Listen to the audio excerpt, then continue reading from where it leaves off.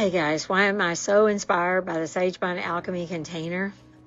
Well, it all matters so much. And the concept of the container that I brought about is because it creates a space where I can become so incredibly deliberate in applying all of the Ayurveda yoga practices and creating a space where you can really experience the great promise that I know that I've experienced and I know is so much more. The SageMind Alchemy model, just like Ayurveda Yoga, its intention is to support you in raising and stabilizing the vibratory state of your body, the mind, and the environment so that the extraordinary becomes extraordinarily medicinal and the everyday self remembers its innate wisdom. I'd like to share with you about 10 main points on why I see this so important and how my full-on intention is to allow this container to truly be a catalytic laboratory for your expansion and growth and the remembrance of the soul nature that you are, love, light, and life. Why is this all so indispensable? Well, in this container that truly is the application of Ayurveda Yoga Alchemy, it gives us a map.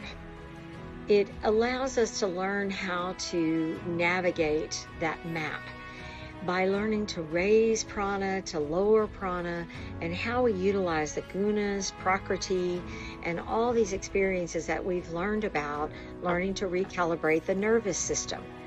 This container is, in essence, a lab in which the map is tested, adapted, and embodied through several different practices and points that I'll bring forward for you. Next, we want to truly appreciate matter. This matter, this body, the loving body. I have had the experience of many truly spiritually inclined seekers having a desire to bypass the body. Yet the body truly is the philosopher's stone of all real alchemy.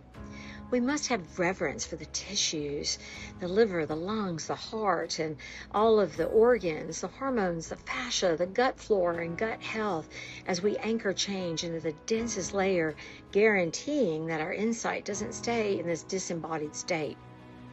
It is so important to learn to have such deep gratitude and appreciation for the body and all of its functions. Speaking of gratitude, the next point is we must learn how to have gratitude for the shadows. Shadow work is so important. It helps us to begin to understand the true power that exists within us all. To know our power, we must be able to understand that a shadow is a result of a light and how we absorb in that light. We want to master change. The only constant for sure is change. And we begin to training the conscious mind that we're able to pivot and stay so fluid when karmic patterns present themselves, and that we can open up and allow new data to be able to shape those old patterns without collapsing. And we can move through the mastery of the one true unchangeable, and that is change. These points of the laws of divine attraction and repulsion. In the tantric text, they are called spanda, the pulsation that moves in and out, and that we know for sure that divine attraction is the embodiment of all things, and that it is the movement to always continue to expand and go forward. We'll begin to move into a heart coherence, to be able to lean into that attractive phase of the body. Our next point of awareness will be the realm of breath, and how the realm of prana and breath is the realm of abundance. It is the bridge between the hardware, the body, the nervous system, and the software, the mind and consciousness. Regulating it allows you to sort of toggle these autonomic states of health and manifestation. The exhale practice for calming ourselves and moving into the parasympathetic nervous system and the power of that. We'll learn to deepen our intuition so that we can really move into encoded information, and that the linear becomes something that catalyzes us to the vertical continuum. And finally, the importance of awakening the inner guru, hence our sage mind. Everyone has that guru voice that lies within them. But it's so incredibly important that we must be able to learn what it means to remove the accumulation that keeps us from it and keeps the ego as a talking head in our lives. This alchemical container will repeatedly put your hands back on the steering wheel of your life, and that you will experience a sovereignty, Atman Vichara, of understanding deep, enlightened reasoning. Finally, the vision and the power to manifest. A truly clarified intention sets the frequency on which reality organizes. But the important thing is we must be able to remember to utilize it. And now, as we begin to set the stage, one of the most important and final biggies: what is time bending? What does it mean to shape reality through time bending? Yes, I said it, and that is where we're going.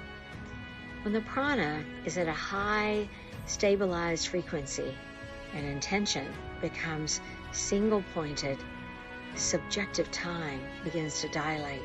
Synchronicity will spike.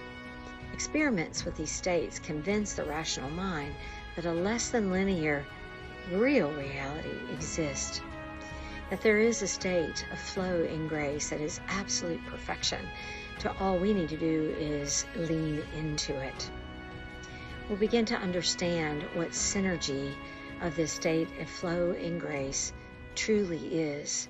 Each point leans into the next. Shadow integration will free any trapped energy that's fueling your intuition. Breath mastery will stabilize the nervous system so that you can play and lean into timeline plasticity. Understand the power and the importance of embodied gratitude, that this grounds this visionary work so you can produce concrete result, not some sort of spiritual bypassing or psychological escapism into what I sometimes call the LaLa land. I look forward to working with you all on this. And as we step into the space together, get ready for some really big things and some major expansion. And I think this is just the beginning. It's just the beginning of preparing us for these coming times that are, how might I say this? I don't want to incite anything that, seems less than absolutely the way it's meant to be. But it's like birthing anything. When we're birthing a new world, a new earth, birthing a new consciousness, if you've ever experienced birth, it can get pretty messy. And in this SageMind Alchemy container, we might experience a bit of that mess, but that'll all allow us to be able to stand unmoved internally while we cultivate the ability to observe what is going on in and through us. Thank you so much for being here with me. Namaste.